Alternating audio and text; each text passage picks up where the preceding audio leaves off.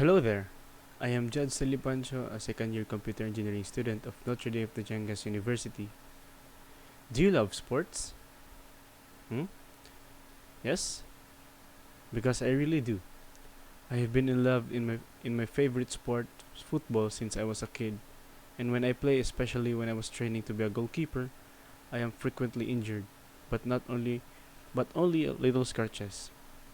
When this happens, I always notice that blood is coming out, even though that the scratch is just a mini wound. And I wondered, why is blood coming out of my wound? Where does blood come from? How is blood produced? And why is it red? Now I am in college and we are tackling about the brilliant scientists and their contribution to our world, especially in science and technology. This time I was introduced to William Harvey. Do you know what has he done? Any ideas, guys? He only answered my greatest questions about my blood.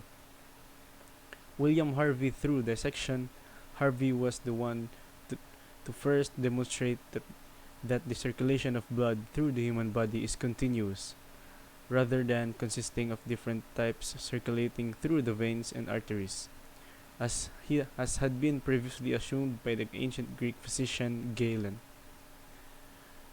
William was born in April 1, 1578, in Folkestone, Kent, England, and he died on June 3, 1657, in London. He is an English physician who was the first to recognize the full circulation of blood in the human body and to provide some of the greatest and most effective experiments and arguments to support this idea. With him, I have learned that the main organ that pumps the blood is our heart.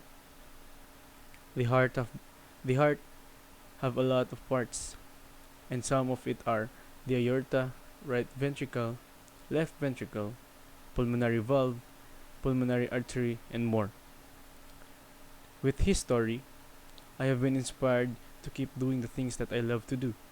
With him, I realized that even though that the accessibility of science and technology was not that advanced at the time, he was able to contribute especially in the field of medicine. Yet, Harvey, Harvey was no less a product of his time than his contemporaries and analysis of his writings on the blood itself, as distinct from the mechanics of blood circulation, reveals a man caught between two worlds. One on hand, Harvey combined, therefore, unmanageable experimental prowess, powers of observation, hypothetical deductive skills, and willingness to defy authority to set the record straight on the true motion of blood. On the other hand, he held to antiquated notions of vitalism, innate heat and spirits because there was no obvious alternative. As the Harveyan scholar Walter Pagel wrote, indeed, Harvey did not live and work like a vacuum. However much he followed his own bent and built up his own world. In the tradition of Aristotle and Galen, Harvey appealed repeatedly to theological principles, and like his predecessors, he was seemed obsessed with organs hierarchies, one moment ranking the heart, the next moment the blood, as the principal body part in the generating and maintaining life. Our heroes in science are frequently idealized, and Harvey is no exception. The significance of Harvey's discovery of blood circulation is immeasurable, and it will continue to be so for generations to come. To compare Harvey to the greatest doctors and scientists of the 19th and 20th century is to undervalue the truly revolutionary character of his accomplishments. Therefore, we should avoid attempts to perceive Harvey as one of us. Furthermore, these similarities offer a handy excuse to disregard or cover up the more dubious elements of his natural philosophy, which firmly situate him inside his own historical context. It, it must not be forgotten that by divorcing them in this manner is establishing an artificial split. The Harveyan biographer Gwyneth Witteridge wrote, think about Harvey who lived more than 400 years ago.